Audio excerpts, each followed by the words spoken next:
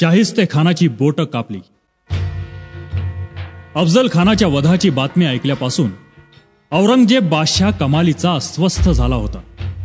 हिंदूंचं स्वतंत्र राज्य स्थापन करू पाहणारे शिवाजी महाराज हेच दिल्लीच्या तख्ताचे जबरदस्त शत्रू आहेत याबद्दल औरंगजेबाची खात्रीच झाली होती.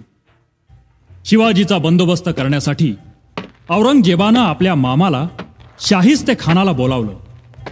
तो त्याला म्हणाला, काय वाटेल ते कर, पण शिवाजीचा पराभव झालाच पाहिजे. तू मागशील तेवढं सैन्य मी तुला देतो, पण मला शिवाजीचा पराभव हवा. एक लक्षात ठेव, जर का तुला हे जमलं नाही तर मला तोंड दाखवायला सुद्धा येऊ नकोस. शाहिस्ते खान निघाला. आपल्या बरोबर औरंगजेबाची सुसज्ज फौज घेऊन निघाला. अनेक हत्ती, उंट, हजारो घोडे, दारू गोळ्याचे छकडे, तोफा, शस्त्रास्त्र, जे जे बरोबर घेणं शक्य होतं तेवढं सर्व साहित्य घेऊन शाहिस्ते खान निघाला. त्याची फौज सागरासारखी अवाढव्य होती. अजस्त्र लोंड्यासारखा तो स्वराज्यावर चाल करून आला. शाहिस्ते खानाला पक्की माहिती होती, डोंगरी किल्ल्यांशी झुंज घेणं आपल्याला परवडणार नाही आणि जमणार तर त्याहूनही नाही. शिवाजीशी लढाई करायची तर मैदानात, म्हणजे त्याला कुठेच लपता येणार नाही आणि आपलं काम फत्ते होईल. म्हणून खान आला तो थेट शिवाजीच्या पुण्यातील लाल महालात. तिथेच त्यानं आपला तळ ठोकला. खानाच्या अफाट सैन्यापुढे महाराजांच्या मावळ्यांचं काहीच चालेना. त्यांना मनाप्रमाणे संचार सुद्धा करता येईना. खान नागासारखा महालात बसला होता. शिवाजी महाराजांना मोठा प्रश्न पडला, या खानाला पुण्यातून कसा हुसकावून लावायचा, कारण समोरासमोर लढणं केवळ अशक्यच होतं. महाराज विचार करू लागले. अचानक एक धाडसी विचार डोक्यात आला. ताबडतोब महाराज माँसाहेबांकडे गेले. माँसाहेबांनी शांतपणे त्यांची योजना ऐकली. डोळे बंद करून त्या शिवबाला म्हणाल्या, शिवबा, अरे शिवबा, तुझी योजना, पण बेत फसला तर प्राणाला धोका आहे रे शिवबा.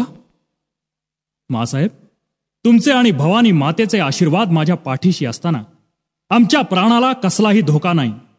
आम्ही काळालाही भीत नाही, म्हणूनच आपल्याकडे परवानगी मागायला आलो. माँसाहेबांनी आशीर्वाद दिला. इकडे शाहिस्ते खान पुण्याचा बंदोबस्त चांगलाच वाढवला होता. वेशीच्या आत येणाऱ्या आणि जाणाऱ्यांची कसून चौकशी होत होती. महाराजांनी आपल्या एका मावळ्याला लग्नाची वरात मिरवीत आणण्याची परवानगी मागण्यासाठी शाहिस्ते खानाच्या अधिकाऱ्याकडे पाठवलं. त्यानं परवानगी दिली.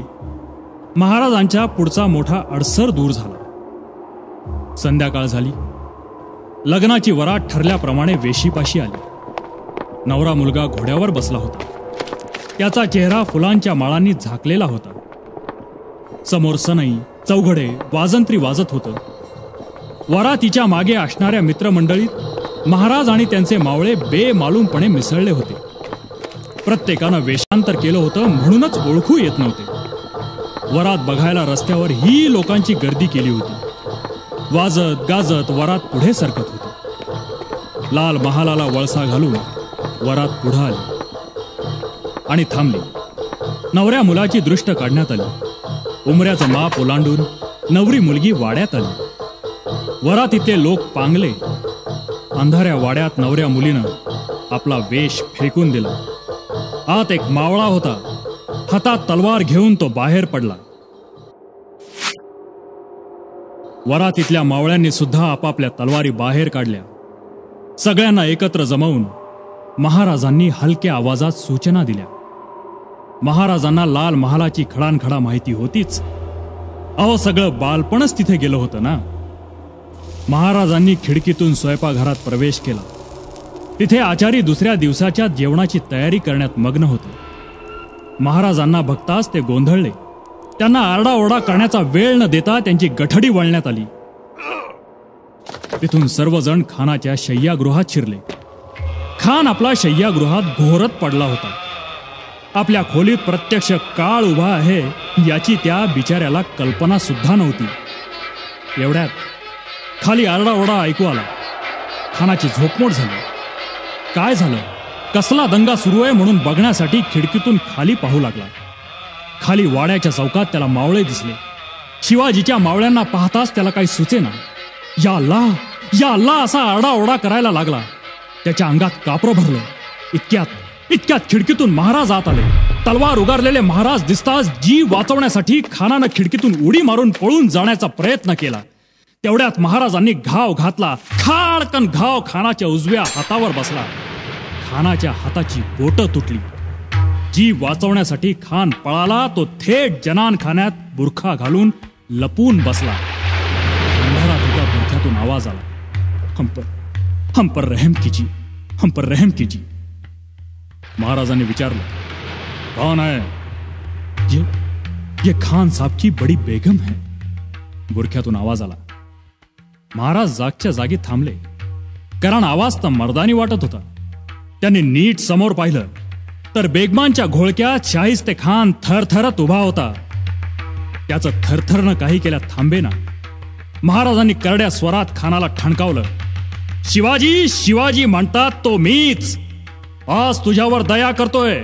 पुन्हा गाठ पडली तर छाटून टाकीन. जीव प्यारा असेल तर पुन्हा सोडून निघून जा. आत्ताच्या आत्ता निघून जा. खान आपला जीव वाचून पळून गेला. बोलता बोलता महाराज दिसेनासे झाले. जाता जाता मावळ्यांनी मात्र एक धमाल उडवली. एका खोलीत बरेच वाद्य होती. जवळच सगळे वादक झोपले होते. तलवारीच्या धाकानं त्यानं वाद्य वाजवायला भाग पाडलं. वाद्यांच्या आवाजानं छावणीत आणखी गोंधळ उडाला. अंधाराचा फायदा घेऊन महाराज आणि त्यांचे मावळे सिंहगडाकडे पसार झाले.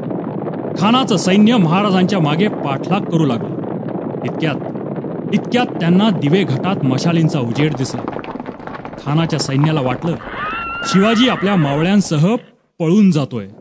सैन्य दिवे घाटात पोचलं तेव्हा त्यांना बैल दिसले. त्यांच्या शिंगाला पलिते बांधले होते. खानाचं सैन्य चांगलंच फसलं होतं. त्यांच्या लक्षात आपली फजिती येईपर्यंत महाराज सिंहगडावर सुखरूप पोचले सुद्धा होते.